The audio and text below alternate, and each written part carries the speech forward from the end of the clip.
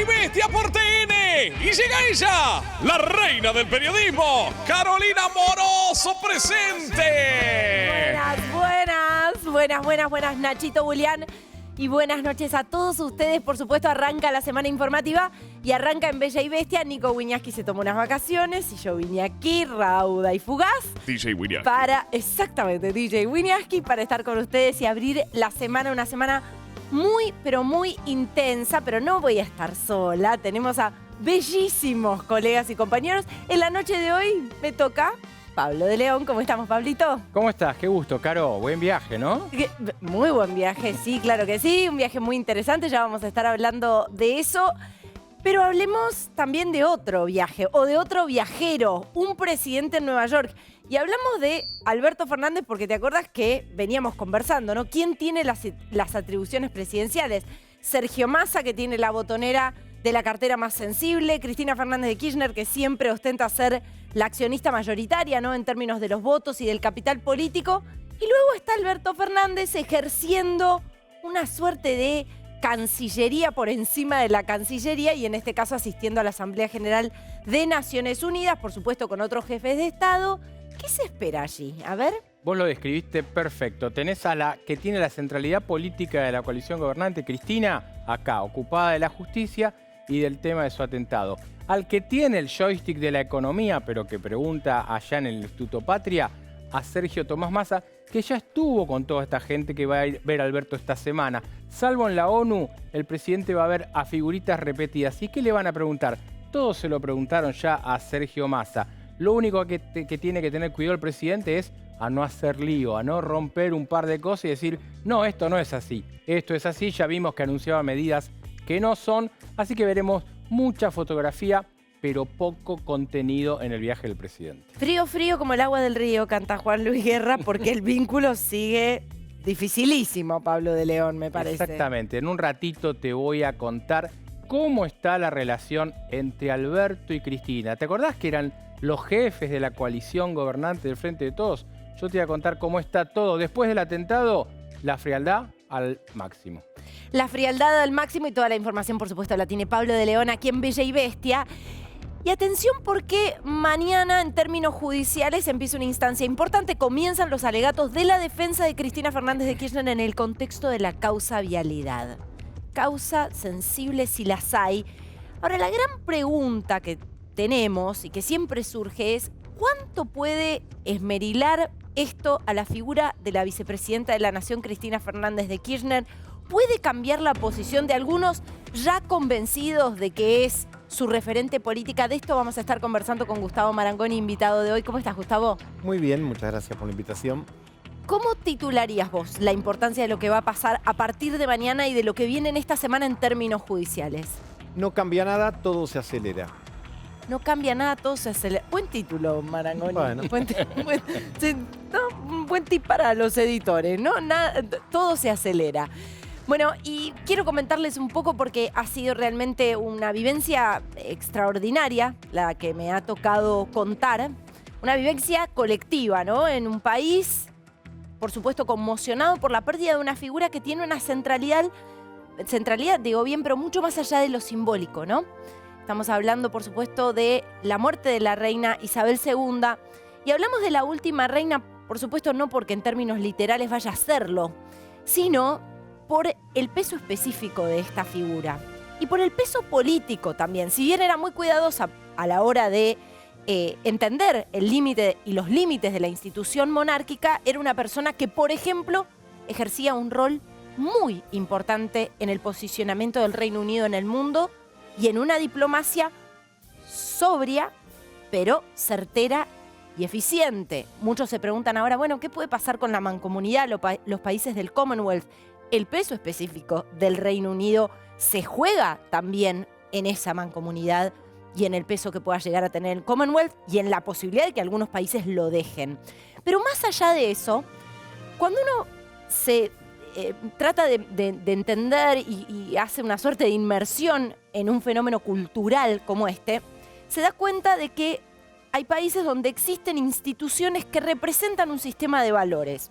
Esto no es una forma de calificarlo positivo o negativamente. Simplemente es comprender que en un mundo que cambió y mucho y que la tuvo a esta mujer como protagonista, porque recordemos, quizás sea una de las últimas testigos protagonistas del siglo XX, en lugar de centralidad absoluto en la agenda internacional y por supuesto como figura también en su propio país. Pero más allá de eso, estamos hablando, como tituló la BBC, de una presencia constante en un mundo cambiante. Y hay, en este caso, un pueblo que valora eso y que lo siente como algo muy caro. No solo porque esta persona fue protagonista y testigo de su propia historia y de algunos de los días más oscuros de su propia historia, sino también porque esta persona pasó a ser parte fundamental de sus historias personales. Por eso hablan de ella como la abuela de todos, como la madre de todos. Mujer que ha sufrido en la opinión pública algunos golpes y algunos momentos de caída estrepitosa de su imagen. Quizás el más significativo y el más emblemático haya sido el que se dio en el contexto de la muerte de la princesa Diana. Pero más allá de eso, lo que valoran en ella es la constancia en los valores y en la representación de los valores y en vivir conforme a ellos. Hoy, por ejemplo, uno puede encontrarse en la calle muchísimos reclamos a la clase política por el incremento en el costo de vida en el Reino Unido como efecto colateral de la guerra y muchísimos reclamos también a la falta de valores o a la falta de consistencia en los valores de la clase política y una reivindicación de la figura de Isabel II en ese sentido. Una mujer que despidió a su amor en soledad en el contexto de la pandemia y que, por supuesto, era reina de un mismo pueblo que veía o que luego vio cómo en Downing Street 10, en la sede de la actividad política, se llevaban a cabo fiestas cuando todo el país estaba encerrado. Cualquier parecido con la Argentina es pura coincidencia. Y por supuesto también le reconocen un sentido de deber. La última imagen que conoce el mundo y que por supuesto dio la vuelta al mundo cuando fue noticia la muerte de Isabel II, la última imagen pública es el recibimiento de ella a la flamante primera ministra Liz Truss, que tendrá un trabajo grande, porque mañana es la despedida final, el funeral de Estado con la presencia de los jefes de Estado y la llegada finalmente del féretro a Windsor, pero luego comienza o se vuelve a poner la centralidad en la realidad política y económica del Reino Unido, que es muy pero muy delicada. Pero claramente este sentido de deber que muestra en esa última imagen recibiendo a la flamante primera ministra en un tiempo otra vez convulsionada de su país, habla de una mujer que representa para muchas personas un faro y que por supuesto ha significado 7 kilómetros de colas para ir a dar el tributo final, personas que han pasado vigilias, personas que han estado en una fila con bebés de hasta 2 meses para lograr tener sus segundos ante un féretro y decirle gracias a alguien que siguió representando hasta el último de sus días los valores de una nación. Bueno, mañana vamos a estar, por supuesto, desde muy temprano con la cobertura del funeral de Estado. Realmente va a ser una cobertura muy amplia aquí en la pantalla de Todo Noticias, como lo han sido estos últimos días desde la noticia de la muerte. Así que, por supuesto, los esperamos desde muy temprano. Nos metemos de lleno con la Argentina, nos metemos de lleno con un presidente en Nueva York. Quiero todos los detalles de esa agenda, que además, entre otras cosas, significó el no asistir al funeral de Estado, asistir el embajador Javier Figueroa, ¿no? Exactamente. Bueno, el presidente de la Nación hizo un viaje. ¿Vos te acordás que en su momento, ustedes se acuerdan, Alberto Fernández iba a viajar a Washington a tener su foto con Biden? Bueno, sí. En su momento Biden contrajo COVID, eso obligó a aplazar. ¿Y qué se hizo en los Estados Unidos? Patearon esta cita para mucho más adelante. Algunos esperaban poder pegarle a esto, que el presidente Fernández viaja a la Asamblea de las Naciones Unidas. Todos los presidentes argentinos viajan.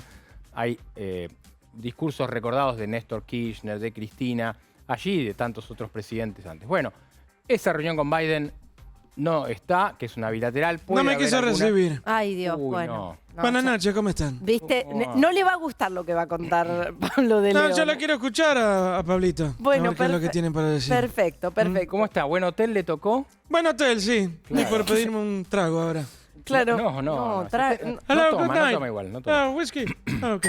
Mira, está bilingüe el presidente, ¿no? Yeah. Está bien, está I'm muy fine, bien. thanks. And you? Y va a ser un poquito de turismo, porque digo, la verdad, Un poco. Agenda fuerte no tiene, ¿no? Me voy a sacar la foto en el Imagine de Lennon. Claro, Y después nada, estaré guitarreando por ahí. claro. Claro. Y bueno, por lo menos metió el viaje gente del dólar turista, ¿no? Que se viene dentro de poquito. Ay, por favor. Bueno, sí, igual viste que mucho no le... No, total, no no sé. paga- él no Claro, paga del nada, ¿no? bolsillo, del bolsillo no sale. A ver, recién deslizabas algo que me parece importante. Ujú. ¿Dentro de la agenda hay algo sustancial? Bueno, mañana va a haber una foto con Cristalina Georgieva. Y después está cuando él habla del martes en la Asamblea de las Naciones Unidas. Ok. Esas dos cosas deberían ser importantes. Pero, ¿por qué la foto con Cristalina Georgieva no tiene peso? Porque la tuvo hace una semana Massa. Y Massa es el hombre que hoy en los Estados Unidos ven como la persona que define esto se hace económicamente, esto no se hace. Ya debieron desfilar en su momento a Guzmán, después a Batakis, que fue para allá y duró nada. Bueno, ahora Massa fue y es el hombre fuerte que en Estados Unidos tiene sus contactos indudablemente. Así que la foto... Muchos. Claro. Ahí está. Bueno, Bastantes contactos. el crack, el ¿Eh? Crack. Yo quiero... ¿Me dejan preguntarles algo? A ver, ¿Alguien sabe por qué hacen las toallas de los hoteles tan gruesas? Porque ahora no me cierra la valija. ¿Eh? claro, No, hay que dejarla. pero no se traiga la toalla, ¿no? Qué Ah, no se terrible. puede. Qué papel. Perdón. No, bueno, no. no importa. ¿Eh? Bueno, Lo sigo viendo, chicos. Chao, crack, Chao, chao. crack. Besito. Bueno, entonces ya se sacó Sergio la foto con Cristalina. No tiene mucho más que de referenciar lo que pasó y dale para adelante. Después en las Naciones Unidas va a hablar, sí, va a hablar, pero más allá de que siempre los presidentes argentinos hablan de Malvinas, Alberto anticipó que va a poner el eje en qué? En el atentado contra Cristina. Entonces, está bien que esto pasó, es la vicepresidenta, fue 2 veces presidenta, tuvo una persona a 20 centímetros con una pistola. Ahora hay que ver cómo lo pone esto en el marco internacional. Eso yo a priori no le veo en qué argumentar eso con el marco internacional, ¿no es cierto? Sí, pero además como si hubiera pocas cosas hoy en la agenda de la Asamblea General de la ONU, ¿no? La crisis enorme en materia de energía, Exacto. la crisis en materia de suministro de alimentos, ¿no? Para muchos países, y la guerra, ¿no? Exactamente. Y el tema ambiental. El tema ambiental justo cuando la Argentina tiene gran parte de su territorio con incendios. Entonces el presidente ahí, Claro. ¿qué va a decir? Tengo un ministro de Ambiente que no sabe de ambiente, ¿qué puede decir? No puede decir nada de esto. Va a decir, claramente es un viaje de ocasión, un viaje absolutamente formal, con un Alberto que lo vamos a ver tratando de cumplir un rol que hay que pensar. Alberto tiene mandato hasta diciembre del año que viene. Es largo aún el camino, ¿eh? Ujú. Gustavo, ¿podemos esperar esto, un presidente que busca más centralidad, al menos en la agenda de la política exterior? A mí me parece que nosotros en el mes de julio y agosto descubrimos que Cristina había sido muy educada. No se trató nunca del plural, no eran funcionarios que no funcionaban, era uno solo el funcionario que no funcionaba verdaderamente, y era el presidente. Y yo creo que en el esquema de poder que había diseñado originalmente Cristina Fernández cuando pensó en el Frente de Todos, que pensaba otro estilo, vamos a decirlo así, otro desempeño por parte de Alberto Fernández. O sea, Entonces, pegarle a Cafiero era en realidad pegarle a Alberto, pegarle a Guzmán era pegarle a Alberto. Absolutamente, absolutamente. Por eso digo que estilizaba, si querés, el mecanismo para no decir directamente, vieron como las parejas que dicen, no sos vos, soy yo, esto era al revés, no soy yo, sos vos, digamos, el problema. Bueno, eso finalmente se despejó, primero con la renuncia de Martín Guzmán y luego con el efímero plazo en el que Silvina Batakis ocupó el Ministerio de Economía. ¿Por qué? Porque fue el último intento de Alberto de conservar cierta centralidad, de no resetear el gabinete, etc. Entró Sergio Massa, el tiempo dirá si Sergio Massa entró a tiempo o entró tarde. Uno diría por la orientación, por el hecho ya de pasar por lo menos del curanderismo económico previo a algo parecido a la medicina económica, es decir, dejar de insistir en que la emisión no genera inflación, que el déficit fiscal es virtuoso, que las tarifas tienen que estar lo más bajita y subsidiada posible. Eso se deja de lado, pero la pregunta es, ¿alcanza la velocidad de los cambios y este momento, teniendo en cuenta que falta un año y pico, es contrafáctico? Pero mirá si esto hubiese ocurrido 6 meses antes, porque en última instancia 6 meses le llevó a la Argentina a hacer el famoso giro de 360 grados, es decir, el giro que te deja en el mismo lugar. Martín Guzmán, ruptura con el Fondo Monetario Internacional, renuncia de Máximo Kirchner, todo ello ¿para qué? Para terminar 6 meses después diciendo el programa es cumplir con el Fondo Monetario Internacional. Mañana fecha clave, empiezan los alegatos de la defensa de Cristina en el contexto de vialidad. Les voy a dejar la pregunta picando a los dos. ¿Qué implica esto en términos políticos?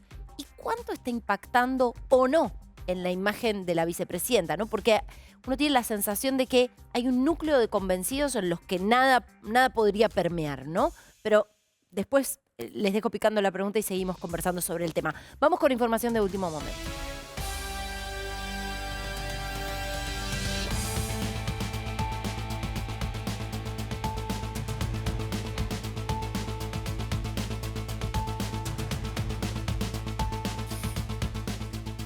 Y hay detalles escalofriantes y un dato que realmente se repite en otros casos de femicidio. El presunto asesino de Campana tenía una perimetral de una expareja. Seguimos, por supuesto, hablando de este femicidio que tiene, repito, datos escalofriantes y ahora se suma esto que realmente preocupa porque ¿qué se hizo, no? Con eso. Santiago Martela está en línea con nosotros, ha estado cubriendo el caso durante todos estos días. Santi, te escuchamos. Claro, ¿cómo estás? Buenas noches. Así es, este es un dato que se conoció en las últimas horas. Es la decisión de de darle una perimetral a Agustín Ciminelli, el joven de 24 años que está acusado de haber asesinado de manera brutal a Alejandra Abondanza el viernes en Campana. Había sido denunciado por violencia de género, ¿sí?, por una expareja y tenía una restricción perimetral que le impedía, por supuesto, acercarse a ella. La notificación de esta perimetral le llegó el mismo viernes a la casa, ¿sí?, el mismo viernes, el día que fue asesinada Alejandra. La denuncia se hizo el sábado 10 de septiembre. El miércoles 14 se formuló la prohibición de acercamiento y el viernes Ciminelli quedó notificado el mismo día del asesinato de Alejandra, un dato escabroso que se suma a este brutal femicidio que se dio, recordemos, en Campana el viernes. Alejandra Abondanza, una asistente terapéutica de 38 años, que salió a pasear a su perro. Ahí vemos el video.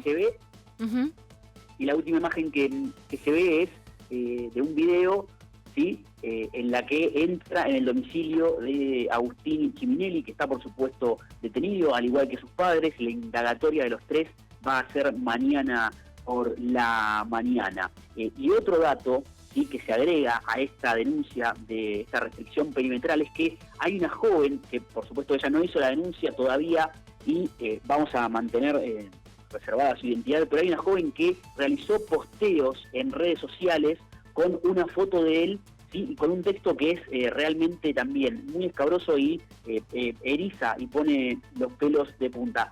Un resumen de este texto grande dice así, Caro: siempre fuiste un psicópata y manipulador disfrazado de nene bueno.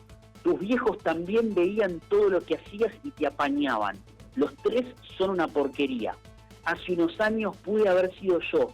Varias veces me imaginé muerta en manos tuyas. ¿Sí? Es un posteo de una joven que realizó, que también es conocida porque tiene fotos con él en sus redes sociales y ha puesto este posteo también con fotos de Agustín Ciminelli junto con sus padres, Santiago. Carlos Ciminelli y Liliana Sánchez. Sí. Santiago, buenas noches. Vos dijiste antes que estaba detenido el padre, ahora estás contando esto. ¿Cuál podría ser el accionar para los investigadores del padre en todo esto?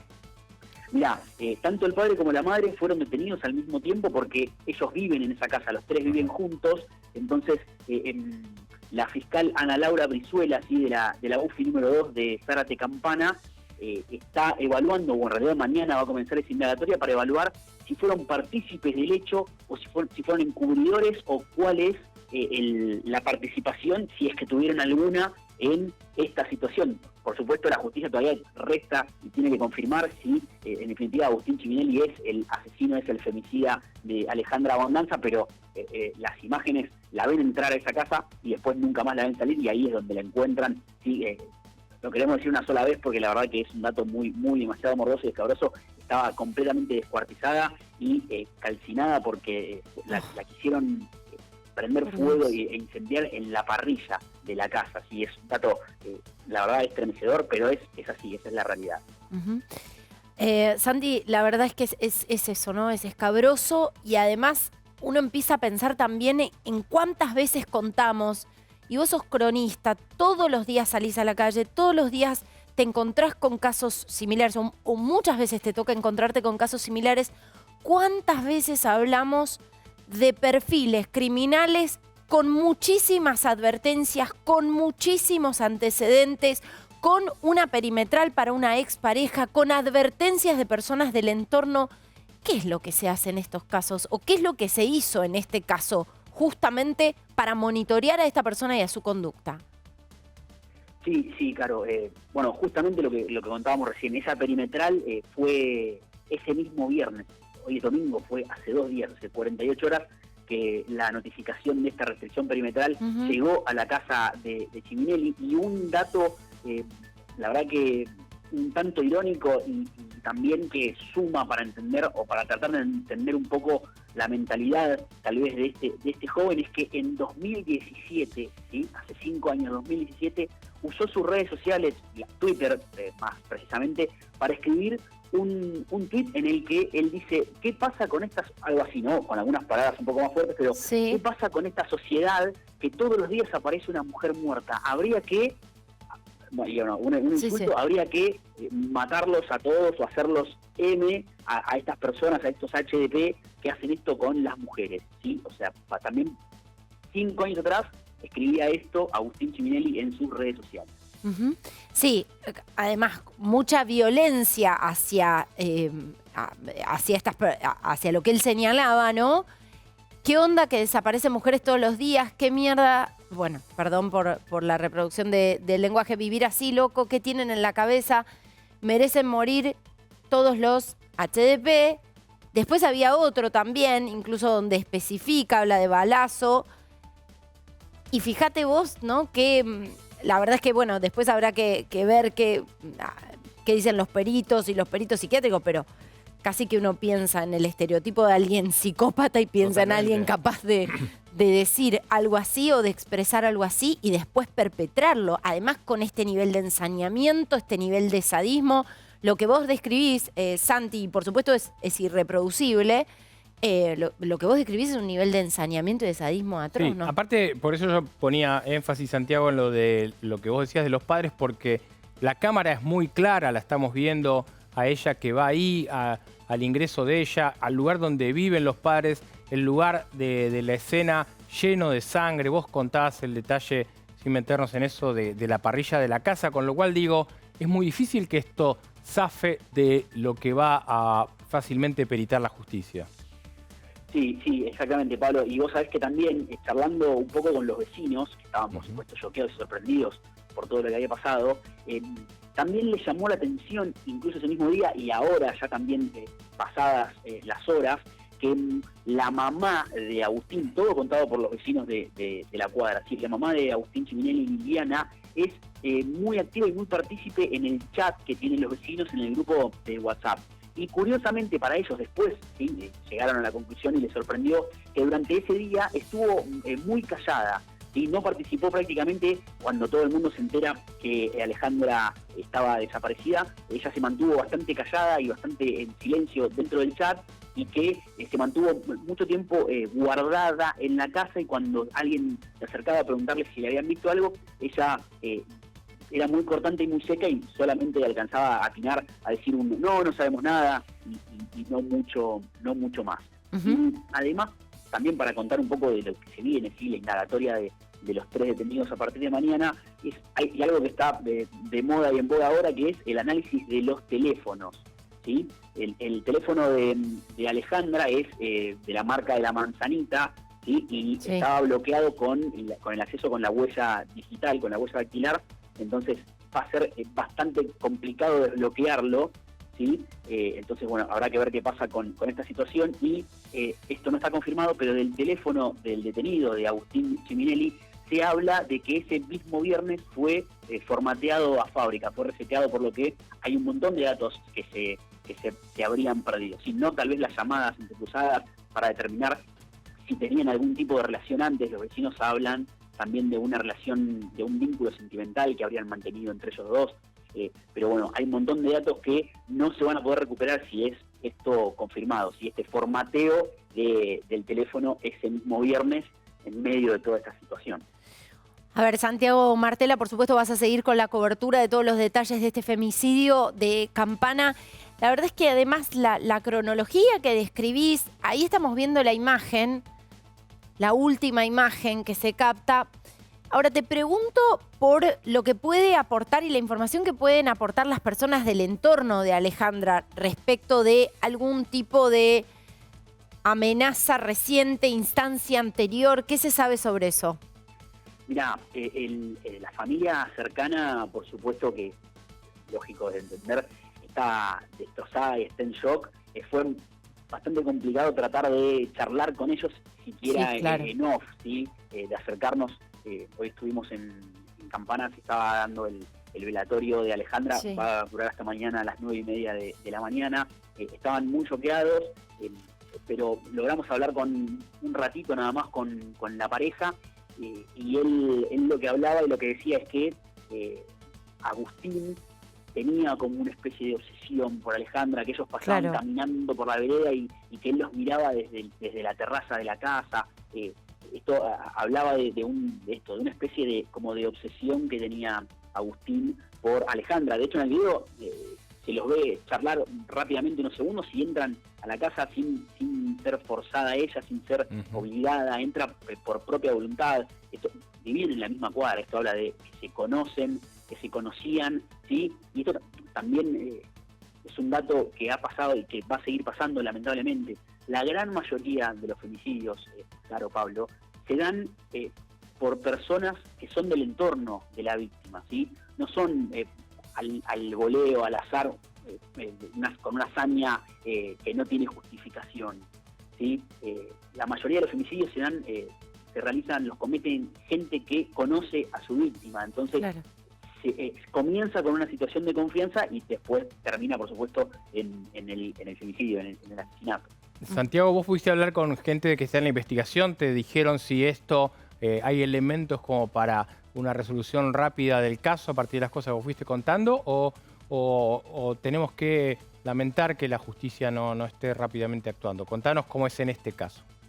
No, mira, Pablo, aparentemente vendría todo bastante rápido porque además durante los rastrillajes, antes de que se encontrara el cuerpo de Alejandra en la casa de los Ciminelli, durante los rastrillajes que se hicieron alrededor por la policía, en la misma cuadra de la casa de Agustín y de Alejandra, se encontró adentro de un tacho de basura la mancuerna con la que mataron, ¿sí? En definitiva, Alejandra muere por golpes, por violencia, por unos golpes con una mancuerna, ¿sí? Por supuesto, adentro de un tacho de basura de la misma cuadra, esa mancuerna plagada, repleta de sangre. Y a 3 cuadras de ese lugar, de la cuadra, en un baldío encontraron la ropa de Alejandra con manchas de sangre y el collar de su perro que estuvo escondido y secuestrado unas horas en la casa de los Ciminelli y después lo liberaron por miedo a que en algún momento pudiese ladrar e identificar los vecinos identificasen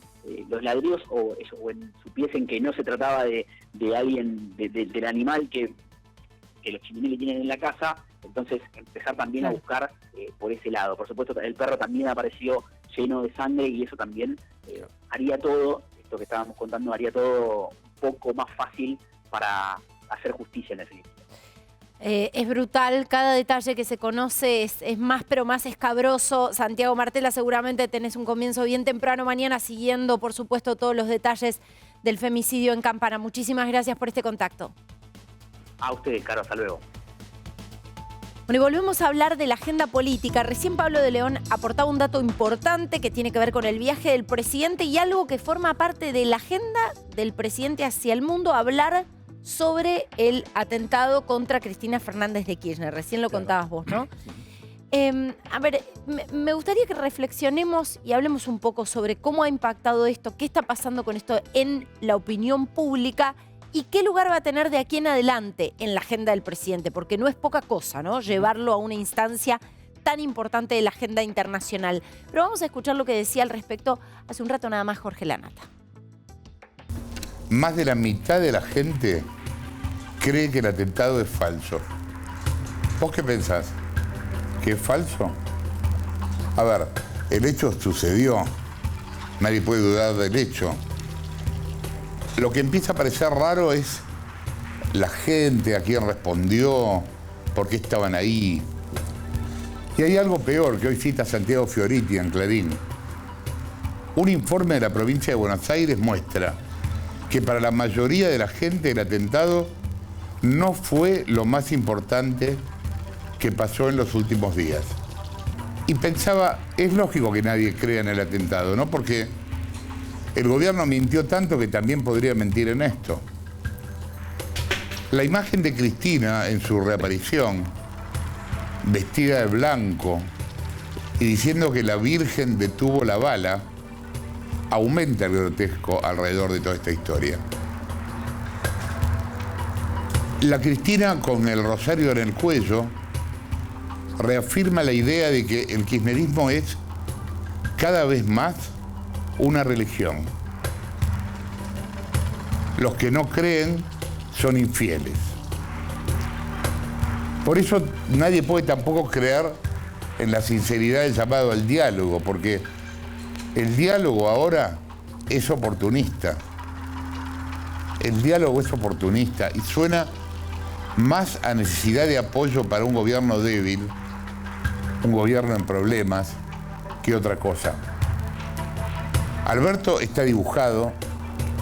Hoy el Ejecutivo, en la definición real de la palabra, el que ejecuta, es Massa. Y Cristina quiere despegarse de un gobierno que inventó.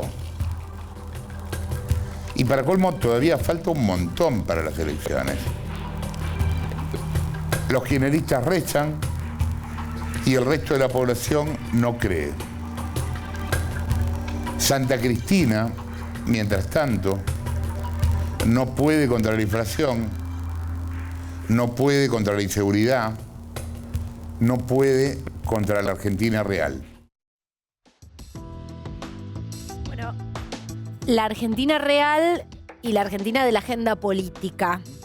¿Cuáles son tus reflexiones al respecto, ¿no? Jorge hablaba en su editorial de la referencia a lo religioso. ¿Qué pensás vos, Pablo? Sí, claramente la vimos a Cristina en su reaparición, luego del atentado, primera vez que hablaba, vestida de blanco, efectivamente con un rosario que dicen que no se lo quita más, y que con curas de la Opción por los Pobres, de algunos curas de villeros cercanos al Papa Francisco. Ella le quiso poner esta lógica, habló en un tono muy amigable, apareció lo del diálogo, incluso con el archienemigo que es Macri. Entonces, tomo algo de lo que decía Jorge, ¿por qué ahora les vamos a creer?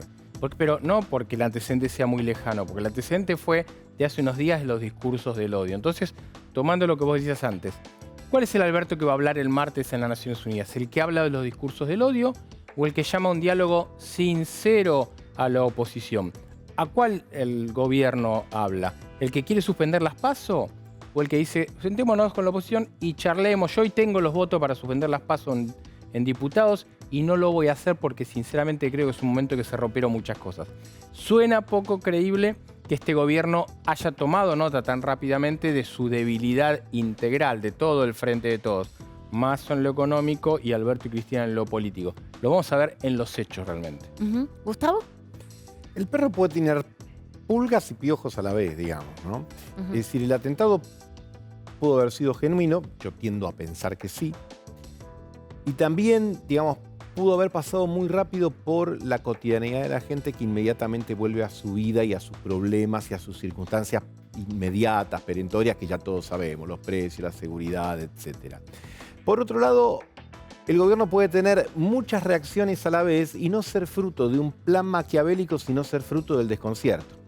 La primera reacción puede ser el mensaje del presidente a las 12 de la noche, feriado de por medio, pero de alguna manera generando un hilo causal entre los discursos del odio de otros y la mano de obra que impulsó el atentado, porque cuesta creer que este conjunto de fronterizos estuvo al punto de generar una tragedia de vaya a saber qué consecuencias. Pero todo eso puede ser el fruto de una confusión, insisto, donde el gobierno al principio reaccionó de una manera y a lo mejor después recoge el hilo porque se da cuenta que transitar ese camino trae más perjuicios que beneficios.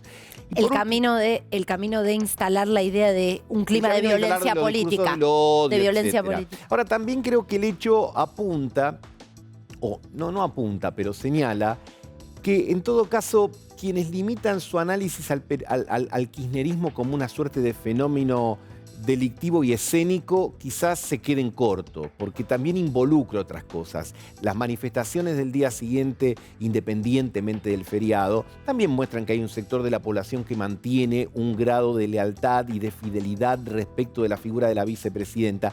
Entonces, el problema es que parece que la dirigencia política, no solo con ella, sino con Mauricio Macri, con otros, no sabe muy bien cómo administrar en medio de un contexto que es realmente más que severo. Pero, Solamente los argentinos, y concluyo, Pablo, Sí. con esto, solamente nosotros, que tenemos en nuestra memoria, ya sea porque lo vivimos o porque los jóvenes lo han escuchado de sus mayores, una crisis como la de 1989 y del 2001, podemos creer que este presente de 40% de pobreza, 100% de inflación y 100% de brecha no es una crisis machaza, y en última instancia es algo que a lo mejor podés ir insostenible. administrando. ¿Eh? E insostenible en términos. Bueno, obvio. Es decir, para nosotros es como, claro, tenemos tanta piel curtida que nos parece que se puede manejar, pero realmente estamos en el borde del lado de afuera.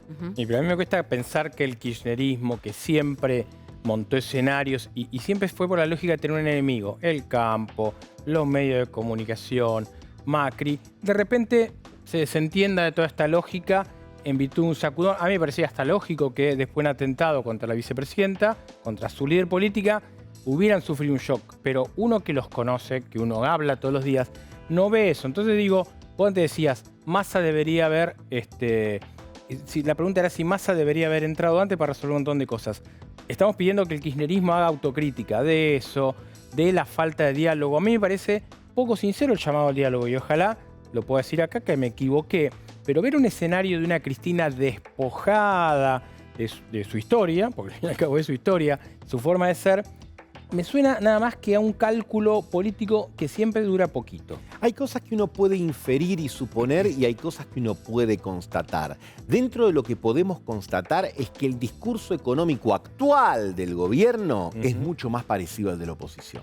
Sí. Si yo te lo hago, yo te pongo, en una época había publicidades de gaseosas que te ocultaban la marca y te decía pruebe, ¿no? Y Sí, te sí. dabas cuenta que muchos tenían dificultades para identificar cuál era cuál. Bueno, si yo te tapara hoy y te dijera, mira, hablo este y después te digo, este fue la Cunza, por decir algún referente económico. Bueno, la y este fue inclusión Sergio de Massa. Rubinstein en economía O Rubinstein. es probablemente la Parecido. demostración más cabal de eso, ¿no? Entonces vos decís, bueno, ahora que los diagnósticos económicos al menos se acercan, parece que se siguen sobreactuando las diferencias políticas. La pregunta es si los débiles motores de la economía argentina resisten, como señalabas vos, los 11 meses que nos separan de las primarias y abiertas obligatorias, si es que efectivamente se hace, ¿no? Sí, sí, sí. Está ahí dando vueltas siempre, ¿no? El temita de cambiarte la regla de juego antes, que es un hecho ya que merecería un comentario aparte, o si resiste llegar hasta diciembre del año. Entonces, que la temperatura financiera de la Argentina de julio a esta parte haya bajado de los 40 o 41 grados que te lleva a la convulsión. Cuando vos tenés 40 o 41 Sí. grados de fiebre, estás al borde de la convulsión. Pero está en 39. Claro. En 39 y medio, no bajó a 36,7. No tiene 37 que los médicos te dirían es febrícula. Tenemos 39 y pico. Entonces, el punto es cómo contribuir a que esto de alguna manera, digamos, se encamine. Se abrió una ventanita muy cortita que ya se cerró esta noche en un canal colega. El expresidente Mauricio Macri creo que cerró la puerta de cualquier tipo de diálogo. Así que vos decís, bueno, por el momento sigue lo que hay, por eso yo te decía en el título inicial, lo mismo pero más rápido. Ahora habrá que ver qué es lo que pasa en el seno de la opinión pública, Claro. donde yo creo que realmente están en otra. Uno podría decir, no, lo que están en otra son los dirigentes, y probablemente vos- sea lo cierto. Vos fijate nuestro graph, que es lo que dice la nata. Más de la mitad de la gente cree que el atentado a Cristina es falso. No sé qué encuesta toma, pero digo, es una de las que está dando vuelta. Digo, Macri viendo esto, ¿por qué? ¿Qué motivo tiene para sentarse con la persona que no le pasó los atributos del mando en un hecho incontrastable que era el voto de la gente? Sí, siempre uno tiene que ver cuáles son los incentivos racionales y de intereses, porque si hacemos buenismo de decir, bueno, tenemos que juntarnos, hablar, jugar al dominó juntos, yo te digo, está fenómeno, pero contame por qué le convendría. Quizás es cierto, vos decís, el gobierno está muy débil y asociarte a un diálogo con el gobierno puede hacer que esa debilidad te empuje hacia abajo y no te convenga. La otra es... Y además hasta hace 5 minutos te estaban poniendo a vos como responsable. Odiador. Claro, y la como otra odiador y casi instigador. Y si todo se va al demonio, ¿quién te garantiza que solamente se vaya al demonio los representantes del oficialismo? El 2001 arrancó con los insultos a Cavallo que se extendieron a De la Rúa y que terminaron en que se vayan todos. Y hay algo subyacente en la sociedad argentina que no digo que es un que se vayan todos, pero están en la suya. Por algo pegó en su momento el concepto de casta, que, Milei lo trajo importado de España y en España lo trajeron importado de otro lugar, pero no importa. La idea, cuando una clase dirigente deja de ser tal y convertirse en casta, cuando toda su agenda es endogámica. Cuando vos abrís el diario y están Consejo de la Magistratura, ¿no? Peleando el poroteo de Beto, el juez amigo tuyo, mío, y esto, ojo, el otro. Y ojo, porque si a la crisis social, por supuesto, montada sobre la crisis económica, se te suma una crisis de representatividad, tenés un problema serio. Que no sé si no empieza a expresarse también en cómo están calando algunas voces, ¿no? Recién traías a colación a Milei. Atención con esto. A ver, recién Gustavo hablaba de la temperatura financiera, yo quiero después hablar con vos, vamos a ver unas imágenes ahora, vamos a irnos un ratito afuera, te dejo descansar, pero después quiero hablar con vos de la temperatura vincular, cómo vienen las relaciones hacia dentro del gobierno. Nos vamos a Londres, vamos a ver las imágenes de lo que está pasando allí, por supuesto, momento de mucho recogimiento, este es Westminster Hall, el último adiós a la reina Isabel II. Las imágenes han sido conmovedoras de los últimos días. Personas que han esperado hasta 22 horas para ingresar. El propio David Beckham. Y me tocó verlo salir. Lo vi salir de Westminster Hall, lo vimos. Su look Peaky Blinders. Su look Peaky Blinders. Pero vos sabés, mirá, fíjate cómo cala tan hondo estos valores de la... de igualarse con el ciudadano común y estos valores que de alguna manera para buena parte de la sociedad británica simbolizó Isabel II, que le valoraban mucho a Beckham, que hubiera guardado, entró en la cola a las 2 de la mañana, que hubiera guardado las 12 horas como cualquier ciudadano común, porque después los MPs, los diputados, hacían uso de ciertos privilegios para ingresar, para hacer una cola un poquito más acelerada, un poquito más rápida. Un abismo, ¿no? Y fíjate vos cómo, bueno, es una sociedad de reacción muy rápida, por lo que he visto en esos días, ¿no? Porque claramente muy rápidamente se viralizaron esas imágenes y ese reclamo a la clase política. Che, otra vez el doble estándar, otra vez lo que corre para el resto de nosotros no corre para ustedes y en un momento tan caro. Bueno, fíjate, ahí estás viendo la imagen de Beckham. Por supuesto, en Westminster Hall nadie haciendo nada por fuera de lo estrictamente protocolar, que era hacer la cola, nadie se le acercaba, nadie lo molestaba, fíjate vos. A la salida fue distinto el panorama, a la salida era, bueno, mayormente a los periodistas, ¿no? Éramos los que nos agolpaban. Un ídolo futbolístico imposible que la pase tan tranquilo en una cola, ¿no? Sí, absolutamente. Un hombre que siempre ha estado como muy, muy cerca de la familia real, pero te repito, esto aparece como en los valores de vida y en la manera en la que sienten que esta figura, sobre todo la figura de Isabel II, los ha acompañado. Volvemos a ver las imágenes de lo que está pasando en Westminster Hall. Recuerden ustedes que estamos a horas de lo que va a ser el traslado a la abadía de Westminster, que queda ahí, ¿no? Atravesando una plaza llamada Parliament Square, porque Westminster es la sede de la actividad parlamentaria en el Reino Unido. Y, bueno, luego será llevada a Westminster Abbey, la abadía de Westminster. Allí se llevará a cabo el funeral de Estado y luego un cortejo, el último cortejo, y terminará en Windsor. Claramente un adiós extenso, protocolar, planificado, planificado y hasta te diría, más allá de que había y que hubo tiempo atrás ensayos de las distintas instancias de esto, Pablo, durante la madrugada había ensayos de lo ya previsto, de lo ya estipulado, ¿no? Para que nada, absolutamente nada fallara.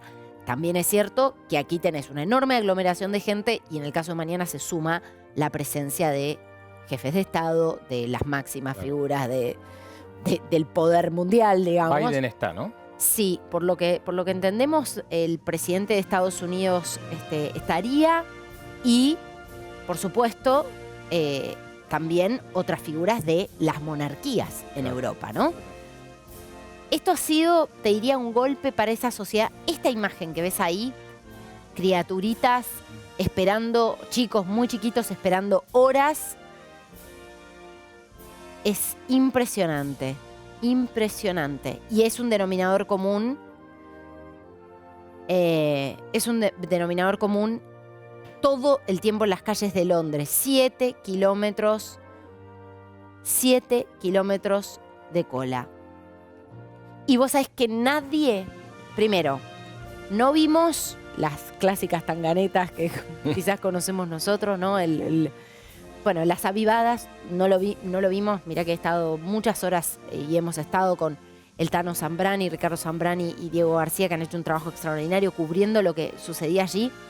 Un enorme sentido de solidaridad entre la gente. El que lleva comida comparte, el que llega luego para beber comparte. Los colegios estaban habilitando expendio de bebidas durante el fin de semana para las personas que estuvieran aguardando en la cola. Todo el mundo, el que es parte de la cola, identificado con un brazalete, con una especie de precinto de color, para mantenerse en la cola y para no inhabilitar el paso de peatones por la vereda de enfrente. Entonces vos decís, bueno, son cientos de miles de personas, pero la decisión fue muy clara. La ciudad sigue funcionando. Claro. Más allá de que era una odisea transitar por Londres en esos días, la ciudad siguió funcionando. Todo para los segundos que tiene cada una de estas personas ante el féretro de la reina Isabel II. Y un solo hecho, por lo menos que se conoció, de alguien que se quiso lanzar sobre el féretro, pero sino todo en el marco del orden que vos nos estabas comentando, ¿no? De mucho respeto y de que nadie se fuera de lo preestablecido.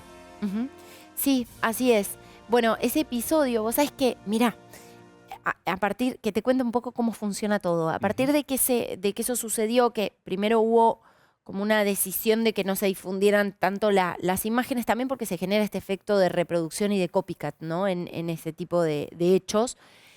Vos sabés que nosotros estábamos muy, muy cerca de Westminster Hall, vemos un tuit, Bernabé Fernández, uno de los productores, me dice, che, fíjate que pasó algo. Consultamos con la policía y ellos tienen además una relación también con la prensa y como de que, por supuesto, es un deber público dar y consignar la información. Y veo como a partir de la pregunta que había hecho, como a 4 policías movilizándose para terminar de chequear la información. Y vino uno y me dijo, bueno, señorita, esto fue lo que sucedió, pero nosotros lo disuadimos, estamos preparados para este tipo de situaciones, no fue nada como que revistiera una gravedad mayor, pero bueno, la persona rápidamente fue sacada de allí, está detenida, no sé qué, pero con una rapidez, con un enorme sentido de lo público y de lo que significa el deber público. Y vos sabés que, fíjate cómo lo retribuye la sociedad, que cuando llegaban, por ejemplo, los trabajadores que recogían los residuos o los cambios de guardia, no solamente de los beefeaters, que son esos los guardias que ves ahí, las guardias reales que ves ahí, sino también la policía, las fuerzas de seguridad de la propia ciudad, la gente los aplaudía. Bien. La gente, el ciudadano común, las miles de personas que estaban en la calle los aplaudían con los cambios de guardia.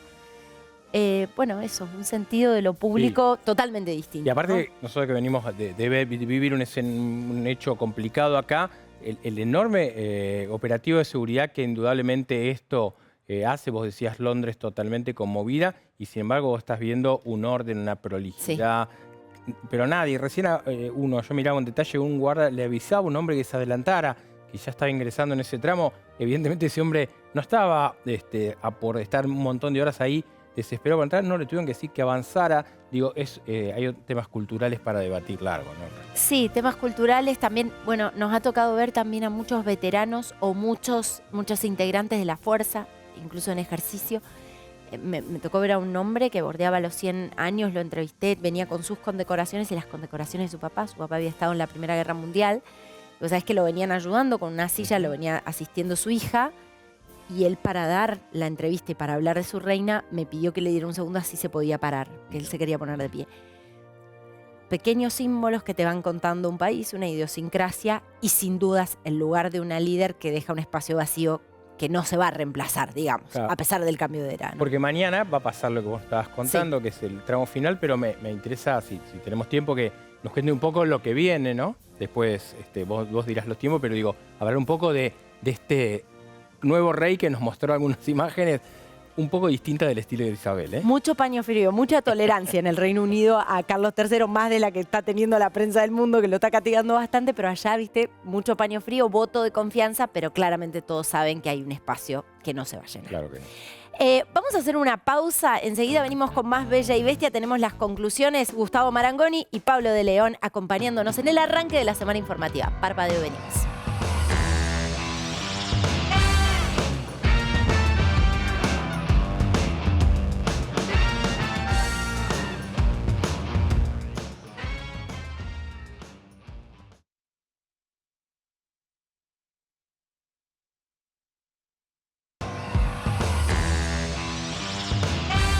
Seguimos en Bella y Bestia, es poco el tiempo, pero mucha la información. Y si es información jugosa la tiene Pablo de León. Hablemos del vínculo, Pablo.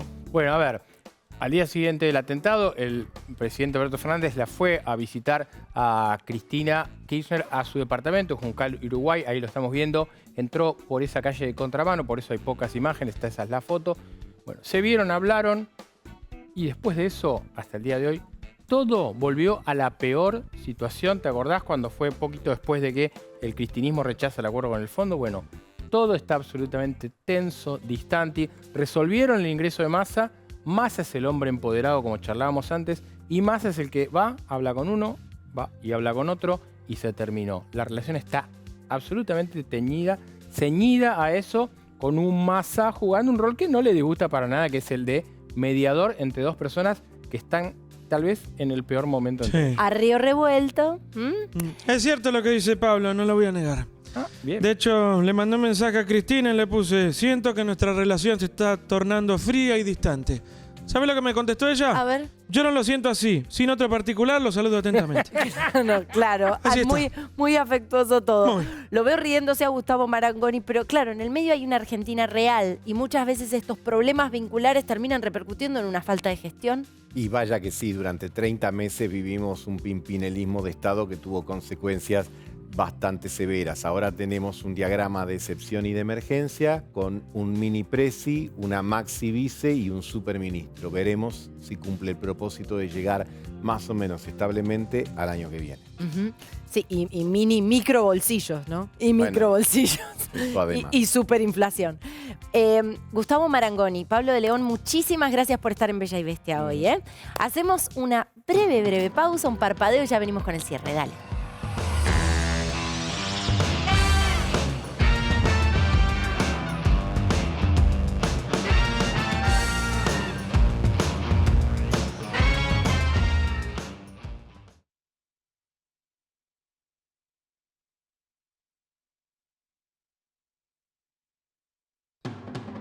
Bueno, pasadísimo, chicos, pasadísimo. Volvió Amoroso y volvió el descontrol, ¿eh?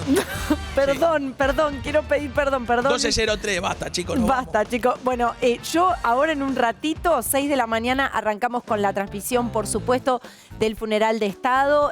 Vamos a tener la cobertura, la señal desde Londres y, por supuesto, vamos a estar con los especialistas aquí en la pantalla de TN. Disculpen, no. Hoy ya es pasado mañana, más que Hoy mañana. ya es pasado mañana. Chau.